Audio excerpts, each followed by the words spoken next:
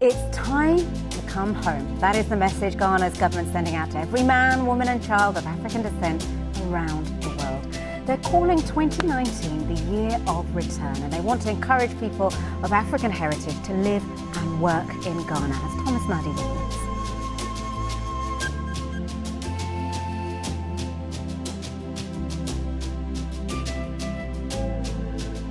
Most important consequences of all the activity we're here to initiate is that together on both sides of the Atlantic, we will work together to make sure that never again will we allow a handful of people with superior technology to walk into Africa, seize our peoples, and sell them into slavery.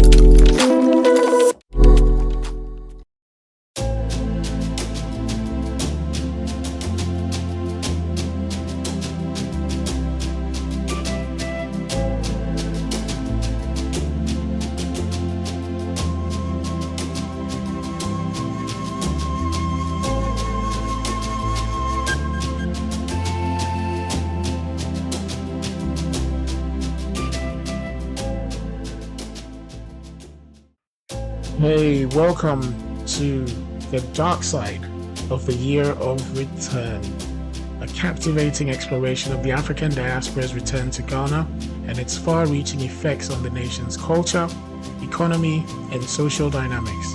I'm Alfie, and I'll be your guide on this fascinating journey through the stories, perspectives, and realities of Ghana's growing appeal to the African diaspora.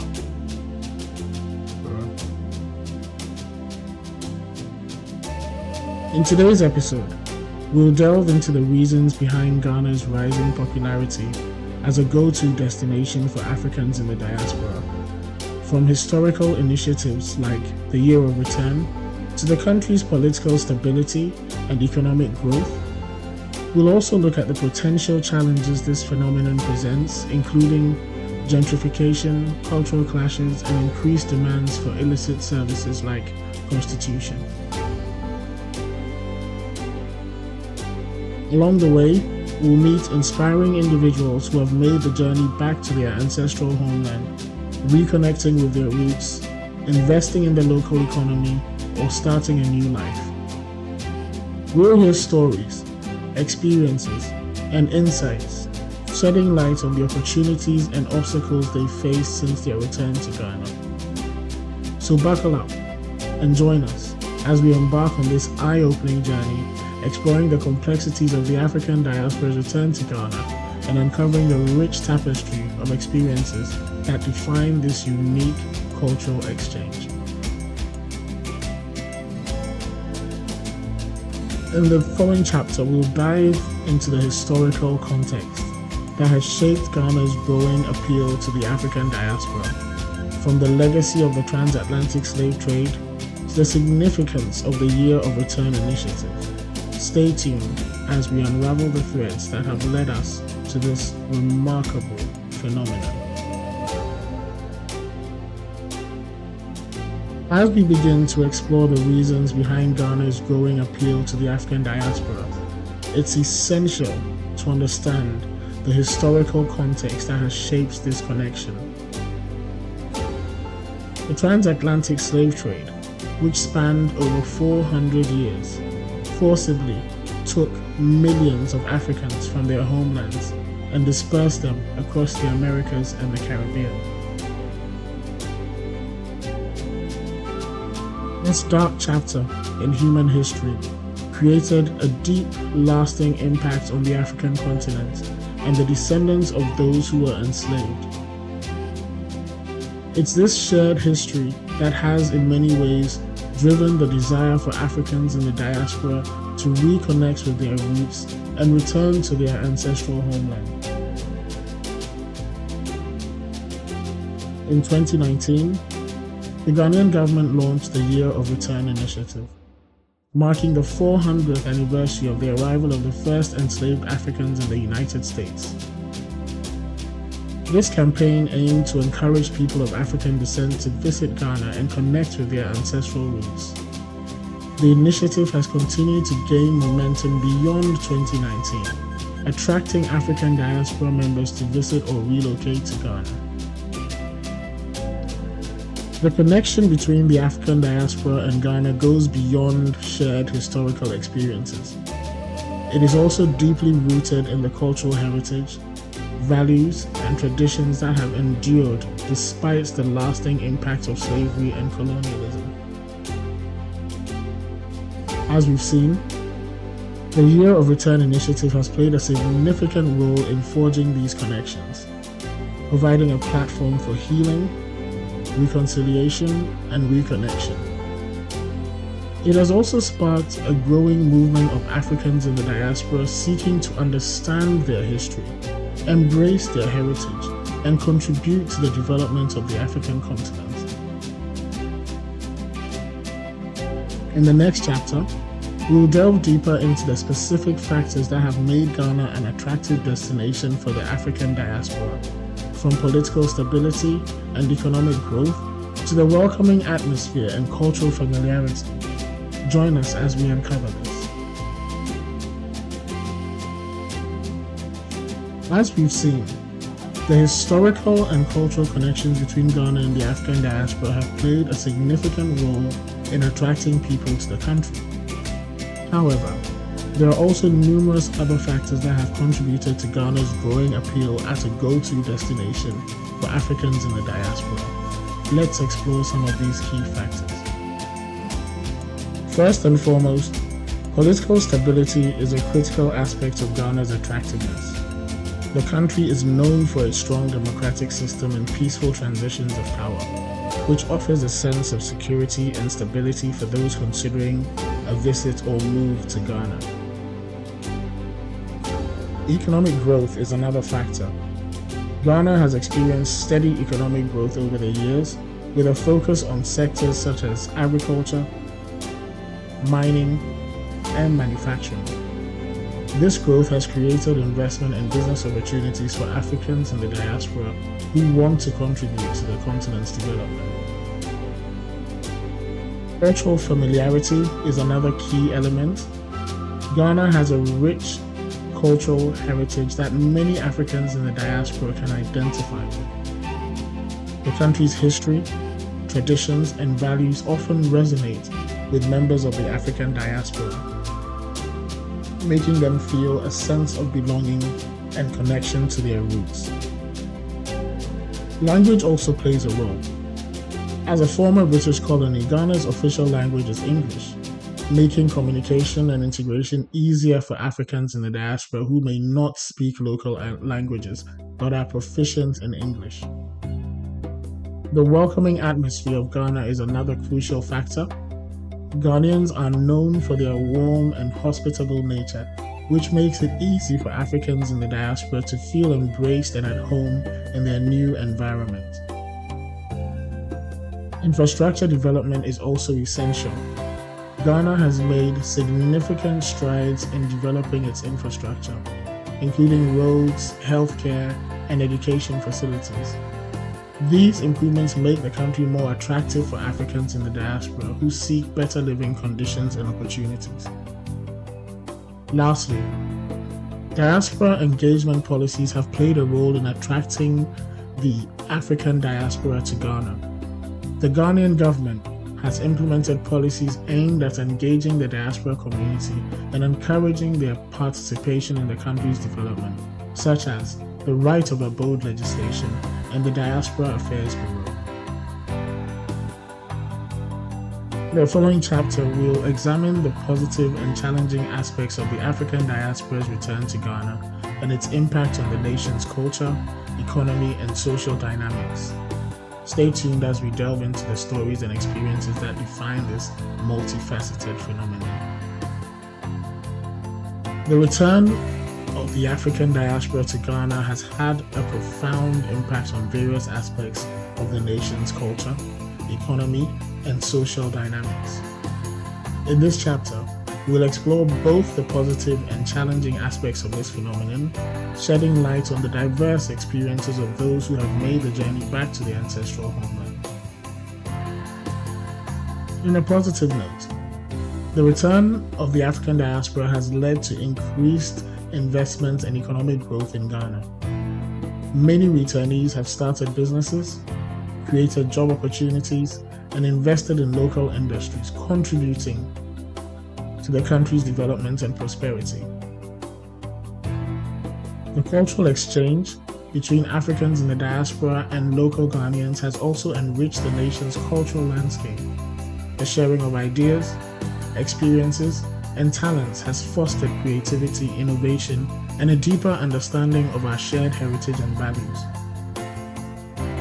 The returnees have also contributed to social and environmental initiatives, partnering with local organizations and NGOs to address pressing issues such as education, healthcare, and environmental conservation. These efforts have helped improve the overall well-being of local communities and create lasting change. However, the influx of Africans in the diaspora has also presented some challenges. Gentrification, for example, has become a concern in certain urban areas, with rising property prices and the displacement of local residents due to increased demand for housing. The year of return has been a beacon, drawing visitors from across the globe to the vibrant shores of Ghana. But with this influx, a darker reality has emerged. Intertwining with the celebratory vibes of the initiative, a sharp rise in illicit activities, particularly prostitution and drug abuse. We ventured into the heart of the night in Lagos Avenue in East Legon and the High Street in Osu, Accra, where we confronted a sad spectacle: a significant increase in the number of women, many of them young, lining the streets.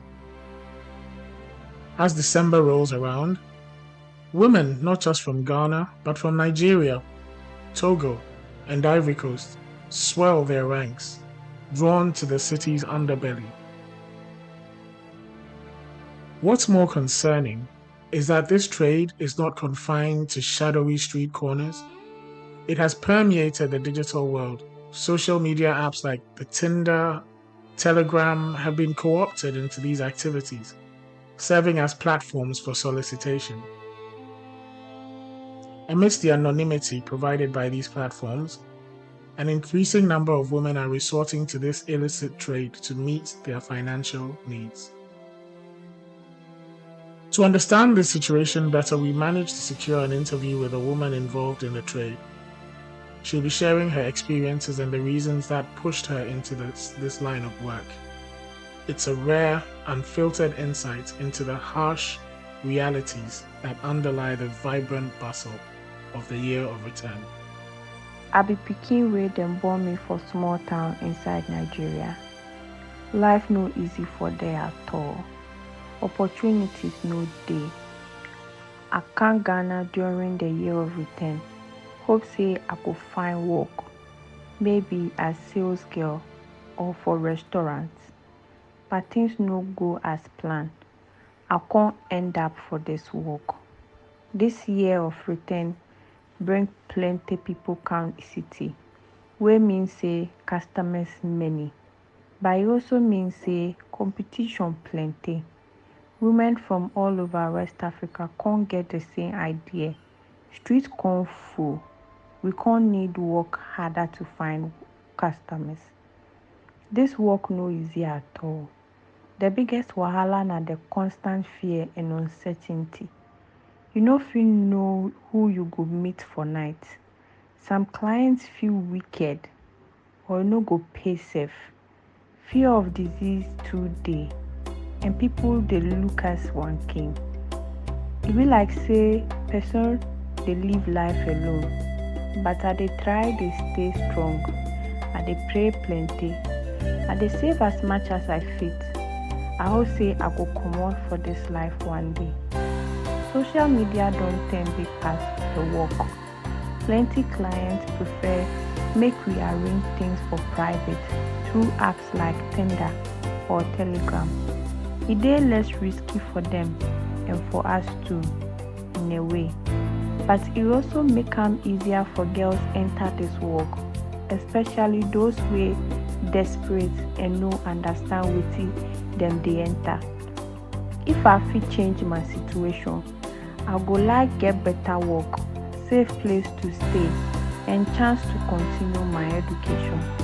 Most of us no choose this life. We just find ourselves here because we no get other option.